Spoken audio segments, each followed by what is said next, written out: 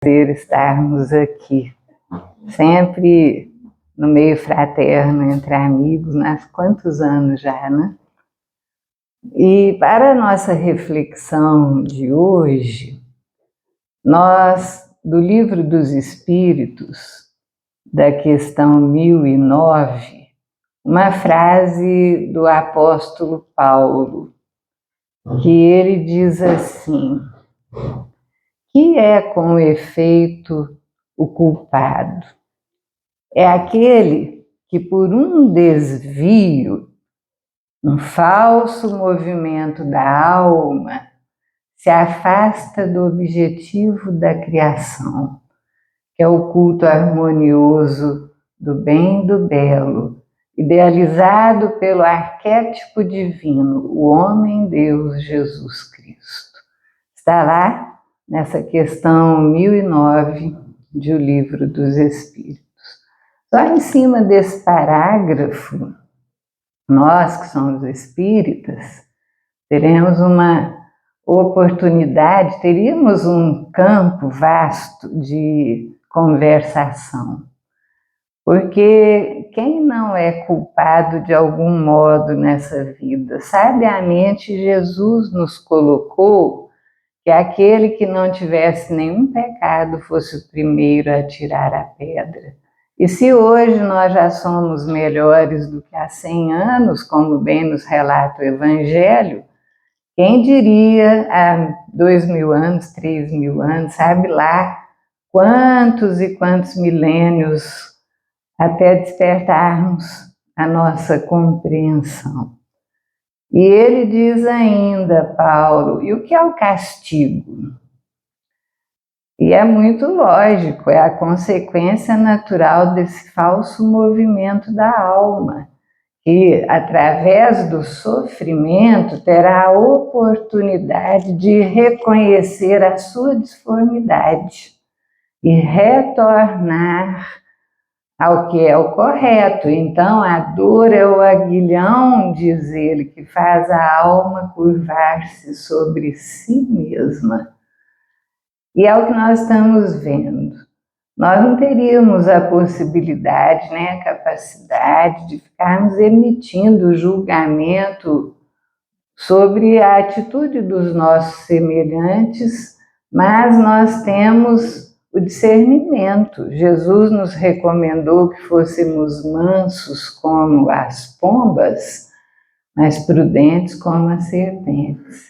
Mas nós estamos aqui numa época em que parece que as pessoas estão se tornando juízes severos uns dos outros, menos de si mesmas.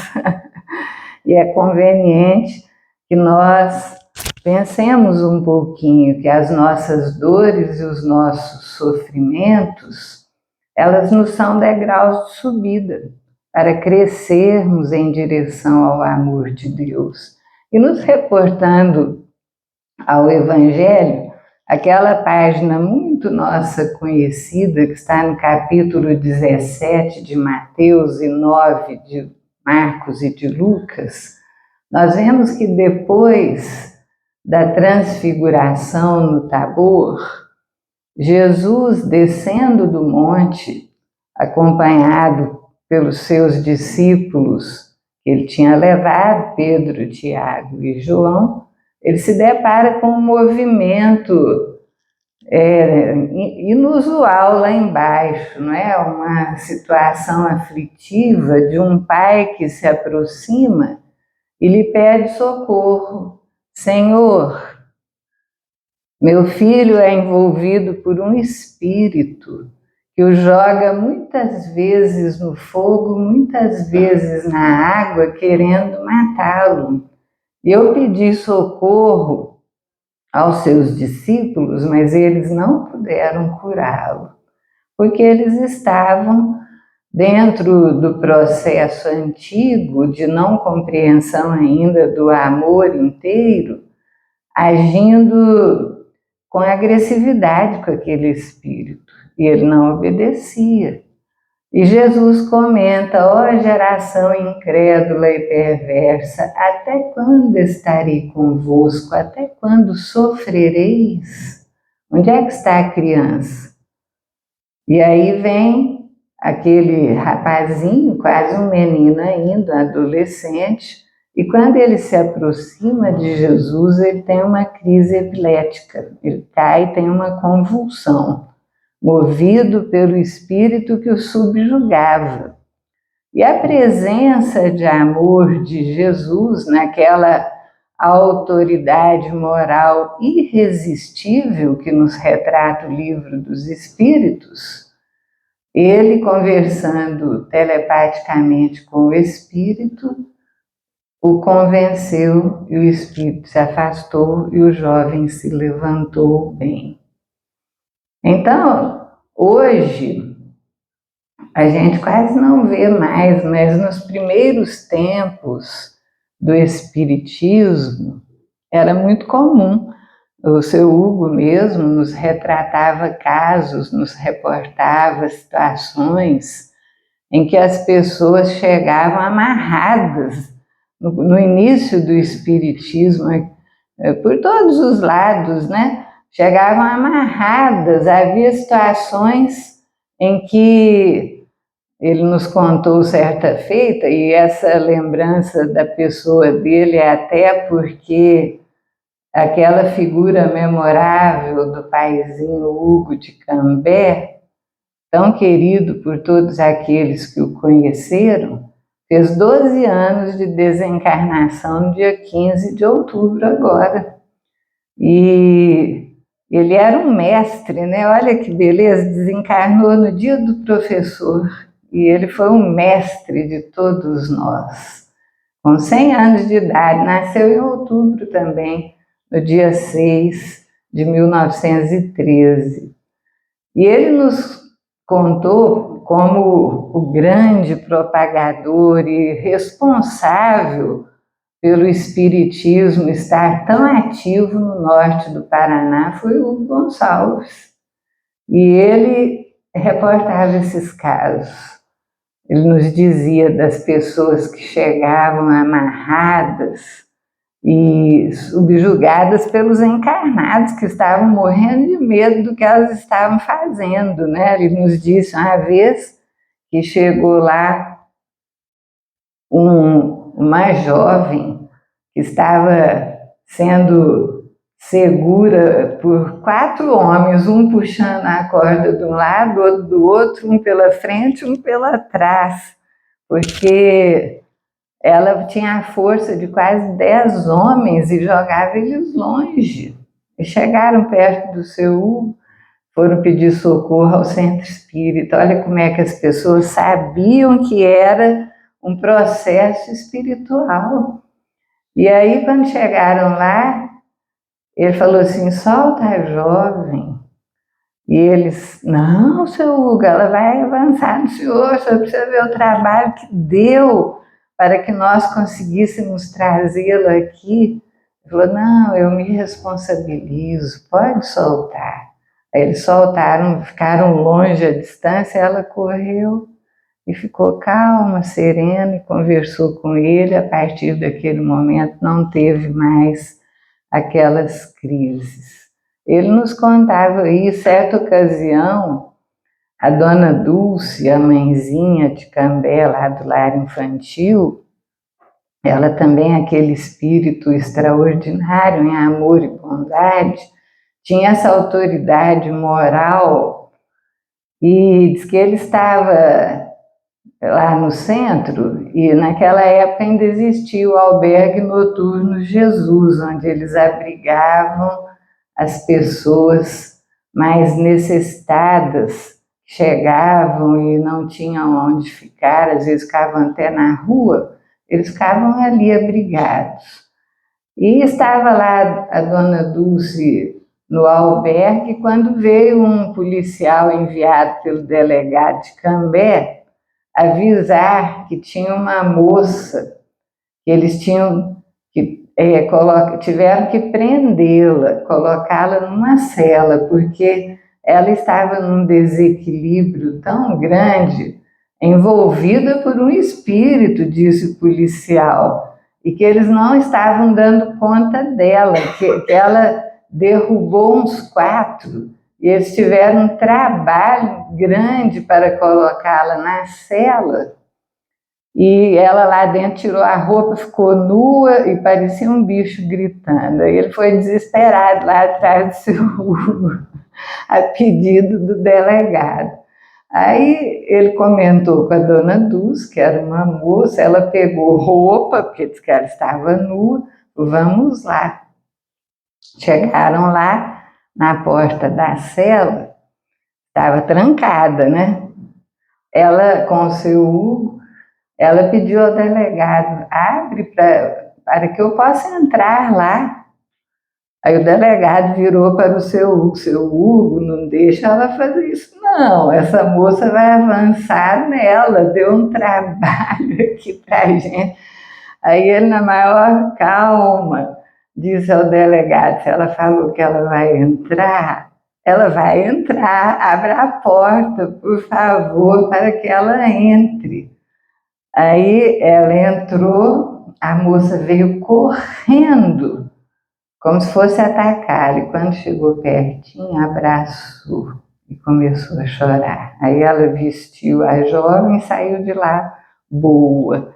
Aí nós nos perguntamos, será que nós temos esse amor suficiente para passarmos com essa autoridade moral frente àqueles que apresentam um desequilíbrio tão grande assim? Porque nós sabemos que nada acontece por acaso. Muitas vezes é um cobrador de antes.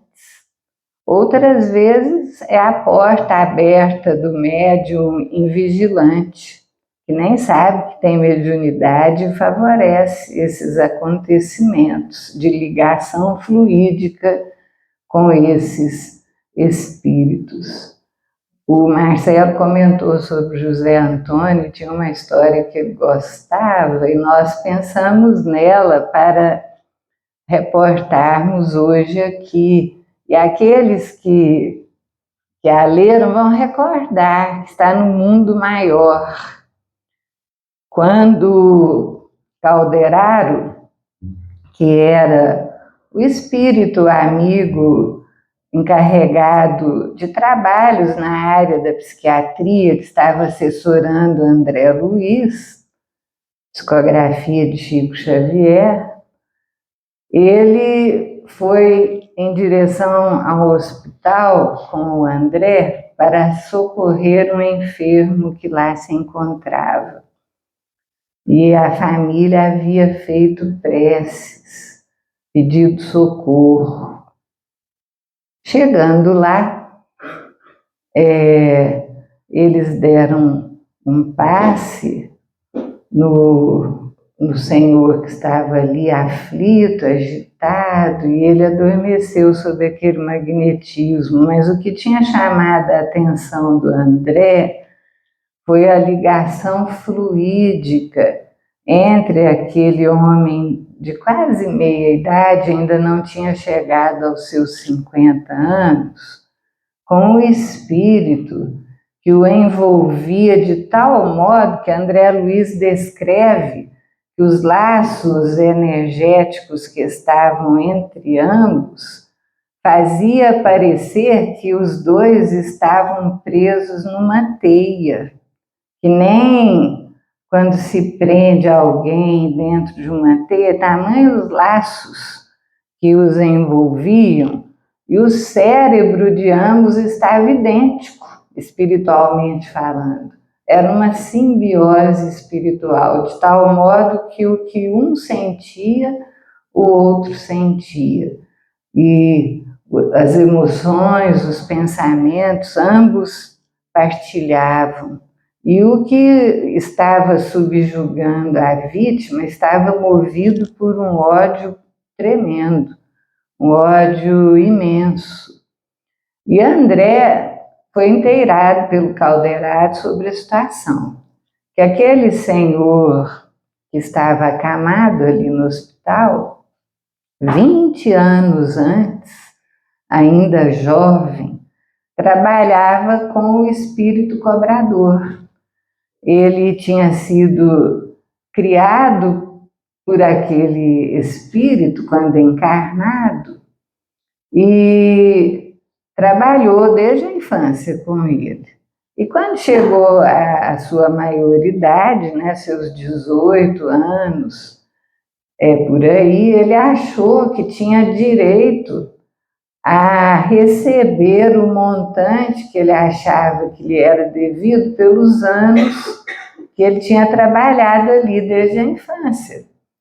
Aí o dono do local, né, que era tipo uma mercearia, ele falou assim: olha, eu reconheço que você é um ótimo trabalhador e eu tenho a disposição até de daqui para frente partilhar igualmente com você o ganho da nossa propriedade, porque você é um trabalhador excelente, mas com relação ao passado, isso eu não vou te pagar nada, porque você tem que considerar que eu te paguei toda a sua instrução, a escola te dava casa, comida e tudo que você precisava. Então, se fôssemos descontar tudo isso, eu não te devo nada. Então, eu não vou pagar pelo antes. Aí os dois entraram numa desavença e aí acabou entrando em atrito corporal e numa luta, aquele rapaz, movido por uma fúria insana, sem pensar, matou o dono do estabelecimento. E aí conta Calderaro que ele estava com a porta do cofre aberta, ele retirou uma vultosa quantia, que era o que ele achava que tinha direito pelo tempo que ele tinha trabalhado desde a infância. E deixou uma enormidade de dinheiro lá no cofre. Saiu, foi embora. No dia seguinte, ele voltou e pretextou que não estava conseguindo abrir, que não estava sendo atendido, porque quando a família estava no campo, a esposa e os filhos, o dono do estabelecimento dormia lá. Então ele pretextou que ninguém atendia, chamou um policial e arrombaram a porta. E lá entrando se depararam com um cadáver, o cofre aberto e aparentemente não tinha sido mexido, porque a quantidade de dinheiro lá era grande. E aí a notícia se espalhou, mas a polícia não conseguiu identificar quem que seria o criminoso. E ele agiu de todos os modos possíveis para favorecer a esposa e os filhos do dono do estabelecimento. Fez tudo, ajeitou para que eles pudessem ter a herança o melhor possível, deixou tudo em ordem. E passados uns meses, ele, já na certeza de que ninguém iria desconfiar, saiu e foi embora para uma outra cidade. Mas desde o momento em que aquilo lhe acontecera, nunca mais ele teve paz. Ele fez esse desvio, esse falso movimento da alma que o afastou dos objetivos da criação, o culto do belo, do bem, idealizados por Jesus. E a consciência o atormentava dia e noite, e ele não conseguia paz. Então, o que ele fazia? Trabalhava sem parar. Trabalhava, e com isso, ele quase que triplicou a fortuna que ele tinha, porque ele trabalhava incessantemente, era a única pausa para a dor e a culpa que ele sentia, para o arrependimento, era um sofrimento incessante. E aí, trabalhando, ele começou a ser bem visto lá pela sociedade daquela cidade, a classe social. e desposou, disse Calderaro, uma jovem das mais elevadas virtudes, um espírito de alta hierarquia. E teve 5 filhos.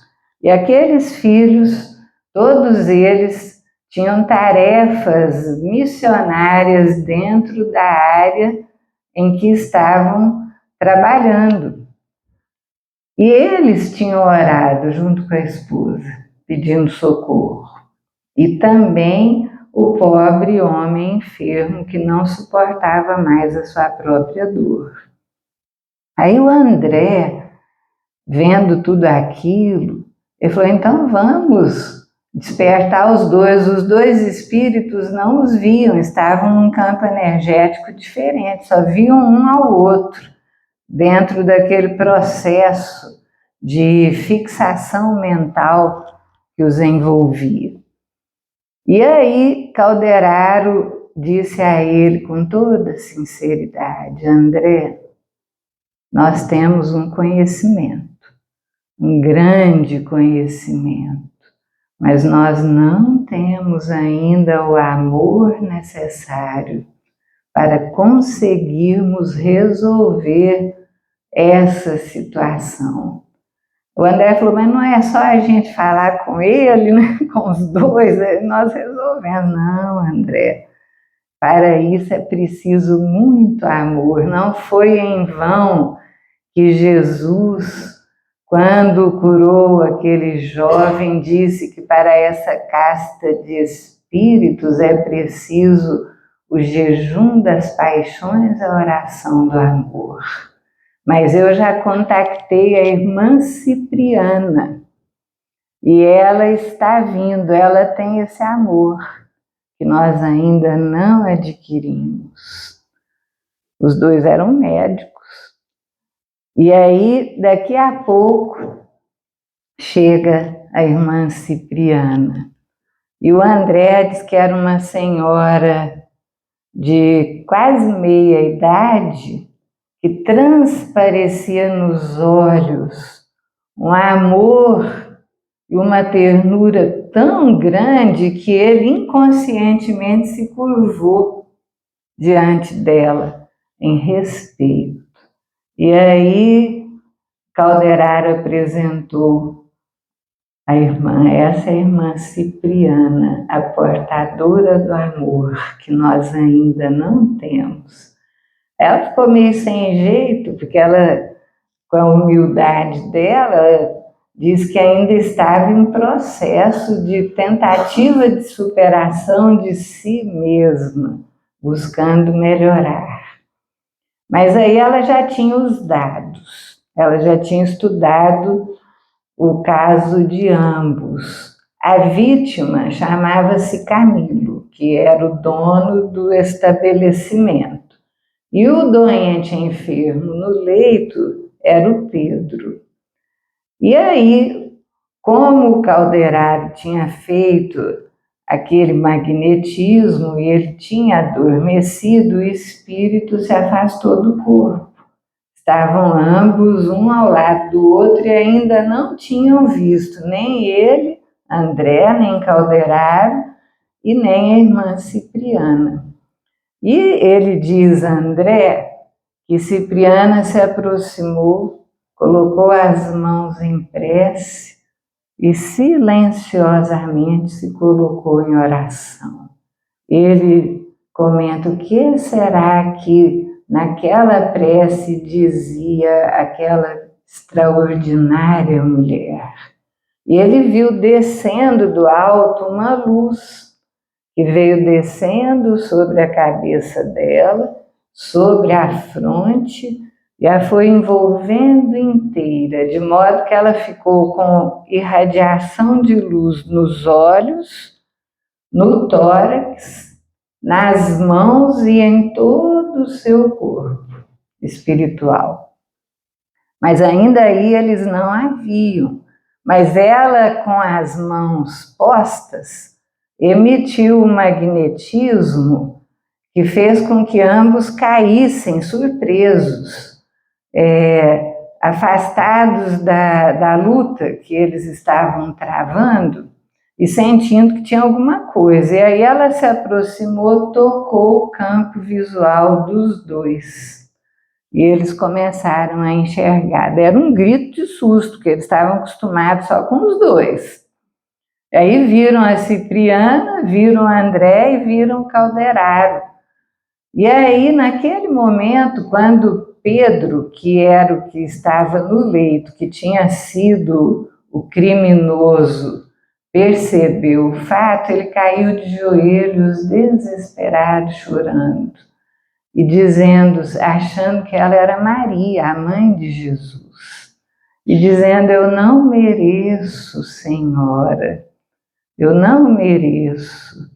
E aí ele chorava, chorava, chorava e comentou que não tinha paz, que era um criminoso, que tinha matado um homem. E ela, com maior carinho, respondeu: eu sei disso, acariciando-lhe a cabeça. E como uma mãe amorosa, ela começou a conversar com ele. Ela tentou levantá-lo e ele não saía daquela posição de joelhos, ela não conseguiu. Então ela começou a conversar com ele, né? Falando: Pedro, onde é que você estava com a cabeça, meu filho? Quando você agiu contra a harmonia divina, contra o seu irmão, quantas e quantas vezes na sua mente você ouvia aquela voz: Caim, Caim, que fizeste de vosso irmão? Sofreu e tem sofrido desde então. Ela falava alto para que o Camilo, que era o obsessor, também ouvisse. E foi falando: ao longo desses 20 anos, você não teve um momento de paz. Angariou bens materiais que multiplicaram seus haveres, mas não te deram paz. E conversando, ela foi falando com ele: mas eu não te condeno, meu filho. A bondade divina sempre dá oportunidade para a reparação. A dor já fez o seu papel. E agora é hora de você compreender que o amor está te chamando de volta. É claro que nós estamos falando com as nossas palavras, né, gente? Se vocês forem ler o livro, é belíssimo. E aí ela conseguiu, quando ela o chamou: vem, meu filho. Ele se levantou como uma criança, foi até onde ela estava e ela o abraçou, o acariciando. Diz André que quem não conhecesse o caso ia pensar que tratava-se de uma mãe muito amorosa que reencontrava um filho que há muito não via. E ele descansou a cabeça no ombro dela e, até feliz, falou: nunca ninguém me falou desse jeito. E ela o abraçava e ela o segurou no colo como se ele fosse uma criança. E foi em direção ao Camilo e começou a conversar com o Camilo. E você, meu filho, que foi a vítima, poderia de há muito estar feliz se tivesse seguido os preceitos do amor do Cristo e tivesse perdoado. Mas o que é que você fez? Agiu como uma víbora, um chacal, esperando as horas de atacar de modo ferino, sem consideração de perdão em momento algum. Aí diz que o Camilo, ele se encontrava de pé, rígido, que ele não queria ceder, embora comovido. E ela virou-se para o Calderaro e falou: vamos até a casa do Pedro, que lá o Camilo vai ceder. E eu levo o Pedro e vocês dois levem o Camilo, que ela segurava o Pedro igual uma criança, mas o André Luiz, que o Camilo, por causa de tanto ódio que ele tinha cultivado, ele pesava demais, teve que ele segurar de um lado e o calderário de outro, para que eles pudessem descer até onde estava o lar do Pedro. E lá chegando, a senhora, que era a esposa, já beirando seus 30 e poucos anos, estava tricotando, porque eles tinham 5 filhos, o mais velho já trabalhava, e o mais novinho estava aprendendo a ler ainda, chamado Guilherme. E que ele estava junto com ela. E começou a perguntar: ô mamãe, onde é que está o Neneca? Ah, está trabalhando, meu filho. E fulana, está na escola. E ciclano, já saiu. Aí diz que o menininho falou assim: eu queria todo mundo aqui em casa agora. Ela falou: mas por quê? Para orarmos pelo papai. A senhora percebeu tanto que ele estava abatido ontem? O menininho tinha uns 6 anos por aí. Aí ela falou: Guilherme, vai brincar? E o menino disse que não se mexeu, estava sentado na poltrona com um livro de alfabetização na mão, e o André Luiz, que parecia até que ele percebia a presença deles ali, porque ele estava cismando. E a mãe saiu de fininho e foi chorar lá no outro aposento. E ali a nossa irmã Cipriana começou a falar mais intensamente com Camilo. Olha, meu filho, o seu algoz, ele construiu um lar em que ele está agindo com toda a dignidade, dando amparo à mulher e aos filhinhos, que são espíritos reconhecidos. E você? O que é que você fez nesses 20 anos? Só odiou. Você podia ter melhorado. Você podia ter perdoado. E aí, naquele momento, ela se aproximou dele e o abraçou também. Mas diz que André Luiz falou que ela fez até de modo maquinal, porque a mente dela foi parar num tempo distante, em que ela, conversando com o Camilo, ela falou assim: também eu já sofri muito. Em época remota, eu tinha 4 filhos, era feliz com meu marido. Meus filhos tiveram que ir para o exército e morreram numa guerra infame. Minhas 2 filhas, a despeito da educação e do amor que eu lhes transmiti, preferiram as ilusões do ouro e da volúpia, e até hoje ainda estagiam nas zonas inferiores. Meu marido, que era o único amigo que me restava então, era meu companheiro amigo, até quando eu fiquei com a lepra, a hanseníase de hoje, que naquelas épocas não tinha cura ainda. E quando ele soube, ele fugiu. Eu fiquei sozinha. Mas nas horas de fome que eu passava, nas horas de sofrimento atormentador, quando via as carnes do meu corpo se desfazendo, eu elevava o pensamento ao Deus de misericórdia e de amor, agradecida pelas dores que me ajudavam a amadurecer o espírito que eu sou. Aí, quando ela falava isso, saiu uma luz do peito dela, que atravessou, e naquela hora o Camilo, movido pelas palavras e pelo sentimento, caiu de joelhos chorando, segurou na mão dela e beijou, e a luz que tinha no peito dela atravessou o coração dele. Ele começou a chorar e falou: eu creio, mas mais do que nas suas palavras, no sentimento que eu percebo. E ele falou: mas eu queria melhorar, mas como é que eu faço? E apontava para o Pedro, que tinha dificuldade ainda de perdoar. Ela falou: meu filho, há muitas casas de amor no mundo espiritual, onde você terá a oportunidade de se refazer nos trabalhos edificantes do bem. André Luiz diz que ele chorava, olhou para o calderário chorava também, então ele não chorava sozinho, a emoção tomou conta dos dois. E ela pediu que eles levassem Pedro de volta ao leito, que ela levaria o Camilo para a colônia espiritual e instauraria um processo de trabalho e regeneração para ele. E aí o calderário deu uma batidinha no ombro do André e falou: está vendo, André? Esse era o amor que ainda não nos falta. O conhecimento por si só não basta.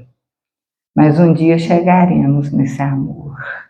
E aí o Pedro, ele se sentia outro. No dia seguinte, quando ele acordou, nossa, ele estava bem disposto, falou para a enfermeira que parecia que tinham tirado um peso da cabeça dele. E aí a família foi visitá-lo e ele comentou que tinha visto a mãe de Jesus que veio confortá-lo, e ele era outro, porque ele teve a oportunidade de entender que ele tinha a chance de melhorar, que ele não estava condenado para sempre, que o amor move uma multidão de pecados. Aí nós pensamos, grandes espíritos já passaram por aqui, nos ensinaram, nos ajudaram. Como será que nós estamos? Será que já estamos conquistando uma parcela desse amor? Cabe a cada um de nós avaliar a si mesmo dentro do seu mundo íntimo. Como é que nós estamos? Em que situação nos encontramos? Será que se o espírito viesse desse jeito, que nem aconteceu com a mãezinha, que nem o nosso querido paizinho tantas vezes reportava, será que nós conseguiríamos, com essa presença de amor, termos essa autoridade moral para que esse espírito nos obedecesse? Nós talvez ainda estejamos distantes. Nós tivemos a oportunidade, talvez até já tenhamos comentado isso aqui, mas como não nos recordamos, talvez vocês também não recordem, que nós tivemos que atender. Nossa, nós que somos espíritas, vivemos fazendo reunião mediúnica, colocando o nome daqueles que precisam. E volta e meia vem espíritos violentíssimos que estão falando que nós estamos interferindo no trabalho deles e querem agir contra nós. Mas como nós temos a certeza de que o amor nos protege, nós nunca desistimos. Porque quantas vezes amigos espirituais, quando está quase encerrando a reunião mediúnica, eles vêm nos dar aquelas mensagens e dizem assim: olha, meus queridos irmãos, vocês não se preocupem, porque para cada exército desses nossos irmãozinhos desavisados que dizem que estão atacando vocês, tem o exército do nosso lado protegendo. Então, continuem servindo. E numa dessas ocasiões, nós estávamos colocando em orações o nome de um jovem adulto, muito querido no meio espírita, que estava sentindo que ele estava sendo atacado violentamente por espíritos cobradores de uma época distante. E esses espíritos se manifestavam com uma violência na reunião, em muitas e muitas reuniões mediúnicas, criticando. Mas pela linguagem deles, podia-se observar que eram cobradores de uma época muito remota, de uns 1000 anos atrás ou até mais, pelo modo como eles colocavam. E para o espírito, mesmo sendo uma coisa antiga, quando ele está em sofrimento, vivenciando aquela dor, é como se ela fosse hoje, porque ele está com a cristalização na mente daquela ideia, daquele sofrimento, daquela dor. E eles nos colocavam que nunca iam parar de atacá-lo, pelo que ele tinha feito, contavam cada coisa horrível. Mas nós reconhecíamos que através das reencarnações ele aprendeu, ele se tornou bondoso. Quem ficou preso foram os cobradores, que nem o Camilo na história. E aí, como estava muito difícil o caso, é por isso que a gente pensa, nós ainda não temos essa capacidade de chegar com amor e resolver o problema. Nós tivemos que pedir orações e preces para uns 200 amigos para ajudar aquele jovem reencarnado. E um dia, depois de meses e meses trabalhando por ele, um dos espíritos veio numa comunicação na reunião mediúnica e ele disse assim: eu vim representando os outros, porque nós estávamos cegos pelo ódio, mas foram tantas as preces que se levantaram por ele, que depois de algum tempo, nós começamos a ver umas luzes que apareciam do nada. E quando elas se aproximavam e nos tocavam, nós ficávamos numa espécie de encantamento indefinível, era maravilhoso. E elas começaram a repetir, e eles começaram a perceber que essas luzes eram espíritos elevadíssimos que estavam respondendo às orações. E ele respondeu então, ele comentou então esse espírito, que eles começaram a perceber que não era ele apenas o culpado, que eles também eram. E que ele estava ali em nome dos outros. Ainda tinha alguns que não tinham cedido, ele disse, mas a grande maioria compreendeu e ele estava em nome de todos ali para agradecer. E disse à equipe: eu vim agradecer porque vocês nos libertaram. Então a libertação foi deles, que conseguiram compreender e perdoar. E depois dessa manifestação, um espírito mentor, ele comunicou dizendo que eles tinham permitido aquela manifestação daquele espírito para que nós nunca nos esquecêssemos do poder da oração, do que faz o amor para o bem.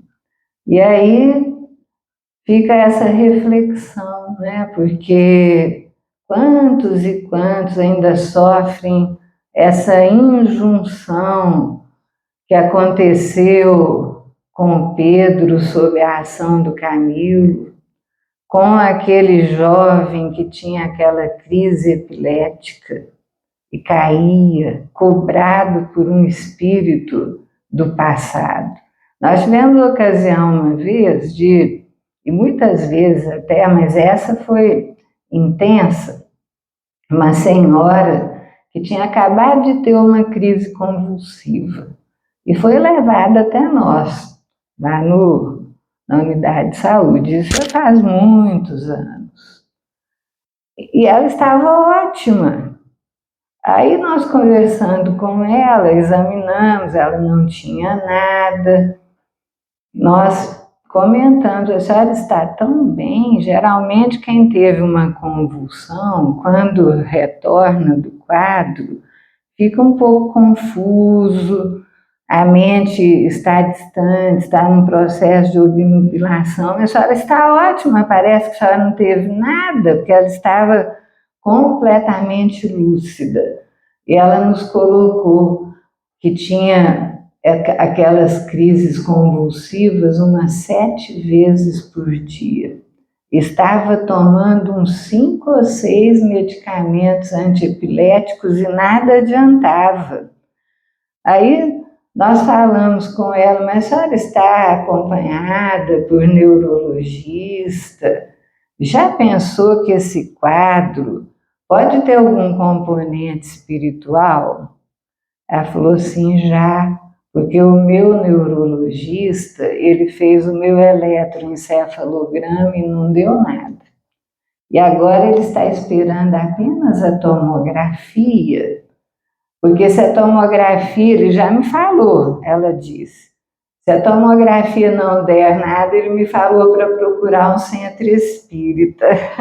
Então, quer dizer, a ciência está melhorando, o conhecimento dos médicos está melhorando, já se percebe esse envolvimento espiritual sobre muitas criaturas, mas somente o amor vai mudar a situação.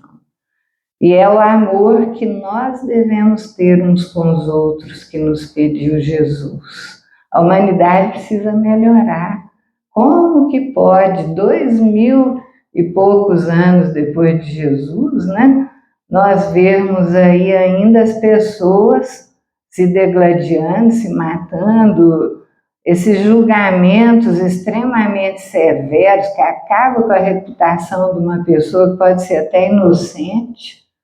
Então nós precisamos muito amar, estudarmos muito, fazermos de Jesus o nosso companheiro de todos os dias, lembrarmos do seu convite de amor, estarmos prontos para exercitarmos o amor um tanto mais, porque nós ainda estamos distantes.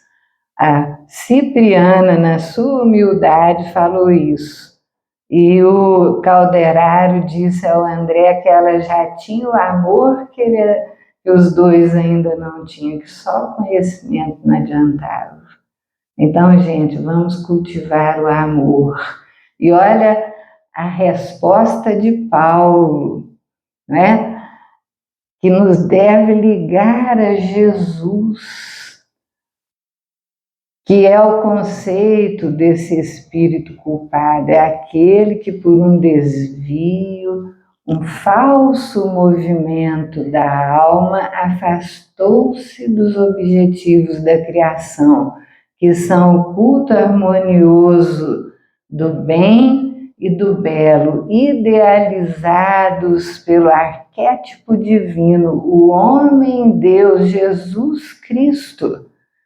Então, precisamos estar com Jesus o tempo todo, como Chico Xavier fazia, porque aqueles que rejeitam a figura do mestre, eles estão rejeitando o próprio espiritismo, tinha que ter outro nome, não espíritas, porque Jesus é o médico das almas, é aquele que conduz a doutrina espírita para nós, que nos dá o caminho. Quando há muitos anos atrás, já está terminando nosso tempo, dentro desse falso movimento da alma, nós tínhamos um trabalho de evangelização lá na Casa do Caminho.